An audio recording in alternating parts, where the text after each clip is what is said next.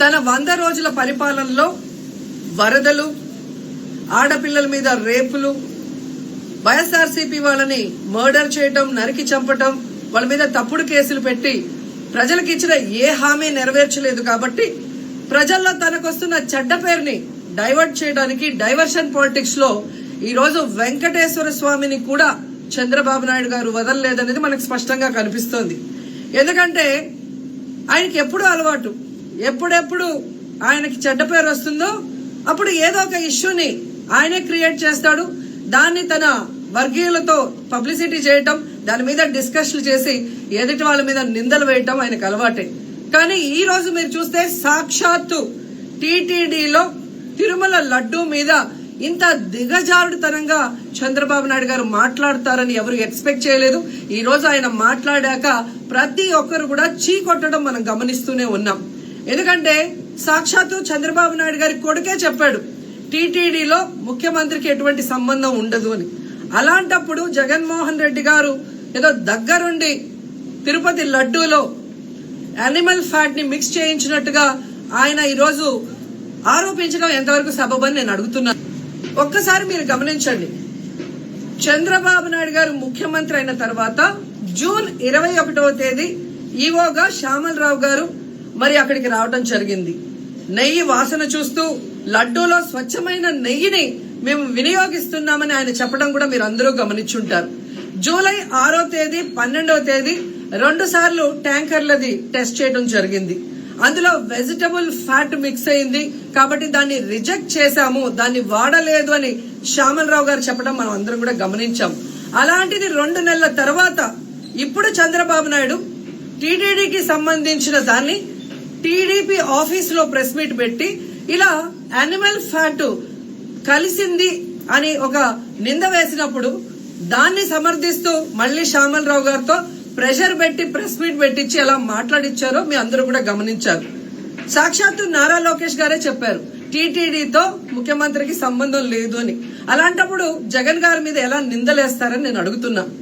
ఈరోజు మీ ప్రభుత్వంలో మీ ఈవో ఉండగా మీరు టెస్టింగ్ చేసిన మిల్క్ లో వెజిటబుల్ ఫ్యాటా ఇంకో ఫ్యాటా ఉంటే దానికి బాధ్యత ఎవరు? శ్యామలరావు గారా, లేదా ప్రభుత్వంలో ఉన్న చంద్రబాబు నాయుడు గారా, లేదా ఎవరు టీటీడీ బోర్డులో ఉన్న మెంబర్సా? సో ఇది ఒకసారి మనం ఆలోచించాల్సిన విషయం. అంటే ఈవో గారు తాను జాయిన్ అయినప్పుడు ఏం చెప్పాడు, ఈ రోజు చంద్రబాబు నాయుడు ప్రెషర్ పెట్టాక ఏం చెప్పాడు అనేది భక్తులందరూ కూడా గమనించాల్సిన విషయం. రెండవది మీరు చూస్తే చంద్రబాబు నాయుడు డైవర్షన్ పాలిటిక్స్ ఎప్పుడూ చేస్తుంటారు. అలాగే ఈ రోజు ఆ తిరుమల కొండ మీదకి జగనన్న అధికారంలో ఉన్నప్పుడు మోడీ గారు వచ్చారు, అమిత్ షా గారు వచ్చారు, ఎక్స్ సీజే రమణ గారు వచ్చారు, ప్రెసిడెంట్ సీజే గారు వచ్చారు. అంతెందుకు చంద్రబాబు నాయుడు ఫ్యామిలీతో సహా వెళ్లాడు, పవన్ కళ్యాణ్ గారు వెళ్లారు. లడ్డూలో ఏ మాత్రం రుచి తేడా ఉంటే ఆ రోజే వాళ్ళు కంప్లైంట్లు ఇచ్చుంటారుగా, ఎందుకు కంప్లైంట్లు ఇవ్వలేదు? ఇప్పుడు ఆ 5 సంవత్సరాల్లో ఏదో జరిగిందని నింద వేయటానికి ఈ రోజు టీటీడీని ఎంచుకొని తిరుమల తిరుపతి దేవస్థాన ప్రతిష్టను దిగజార్చడం ఎంతవరకు కరెక్ట్ అని భక్తులందరూ కూడా ఒకసారి ఆలోచించాల్సిన అవసరం ఉంది. అండ్ మూడోది, ఈ రోజు ఎవరైతే బీజేపీ నాయకులు కూడా మాట్లాడుతున్నారో వాళ్ళని నేను అడుగుతున్నా, ఇదే టీటీడీ బోర్డులో మెంబర్లుగా బీజేపీకి సంబంధించిన వాళ్ళు ఉన్నారు. మరి ఆ రోజు తప్పు జరిగితే వీళ్ళందరూ ఎందుకు మోడీ గారికి అమిత్ షాకి ఇన్ఫార్మ్ చేయలేదు, ఎందుకు దీని మీద చర్యలు చేపట్టలేదు అనేది నేను అడుగుతున్నా.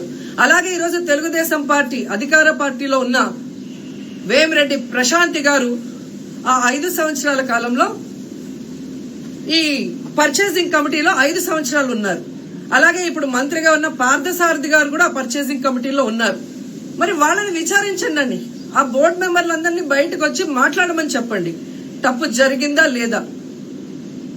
ఈరోజు ఇంతమంది గొప్ప గొప్ప వాళ్ళు తిరుమలకు పోయి లడ్డు తిన్నా జరగని తప్పు వాళ్ళ పర్చేస్ కమిటీలో ఉన్న వాళ్ళు జనసేన పార్టీ తెలుగుదేశం పార్టీలో చేరిన వాళ్ళని మాట్లాడకుండా కేవలం జగన్ గారిని టార్గెట్ చేసి మాట్లాడటం చూస్తే రాజకీయ లబ్ధి కోసం తిరుమల పవిత్రను భ్రష్టు పట్టిస్తూ ఈరోజు చంద్రబాబు నాయుడు చేస్తున్న నీచ నికృష్ట రాజకీయాలు అందరూ కూడా గమనించి ఆ చంద్రబాబు నాయుడికి బుద్ధి చెప్పమని కోరుకుంటున్నా.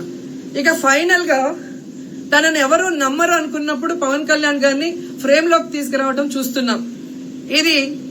ఇది కూడా మనం అందరూ కూడా గమనించాలి. ఎందుకంటే ప్రాయశ్చిత్త దీక్ష చేస్తున్నానని పవన్ కళ్యాణ్ అంటున్నారు. ప్రాయశ్చిత్త దీక్ష ఎవరు చేస్తారు? తప్పు చేసిన వాళ్ళు చేస్తారు. అంటే చంద్రబాబు నాయుడు తప్పు చేశాడు, ఇది అబద్ధం, ఈ లడ్డూలో కల్తీ జరగలేదు, ఇది నాకెక్కడొచ్చి ఆ పాపం చుట్టుకుంటుందన్న భయంతో పవన్ కళ్యాణ్ ప్రాయశ్చిత్త దీక్ష చేస్తున్నారనేది ఈ రోజు మాకు అందరికీ అర్థమవుతున్న విషయం. ఎందుకంటే ఈ రాష్ట్రంలో తిరుమల కొండ మీద 1000 కాళ్ల మండపాన్ని కొట్టేసింది చంద్రబాబు నాయుడు. దుర్గా గుడిలో క్షుద్ర పూజలు చేయించింది చంద్రబాబు నాయుడు.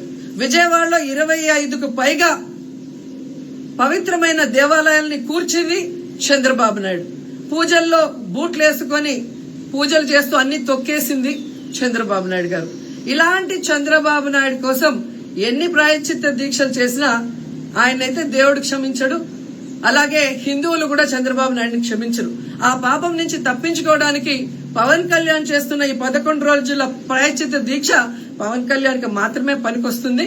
కాబట్టి ఇకనైనా తిరుమల తిరుపతి దేవస్థానాన్ని అడ్డం పెట్టుకుని జగనన్న మీద దుమ్మెత్తి పోసే కార్యక్రమాల్లో ప్రతిష్టగా దిగజారిస్తే తిరుపతి అమ్మాయిగా నేను ఊరుకునేది లేదని కూడా ఈ సందర్భంగా తెలియజేసుకుంటున్నాను.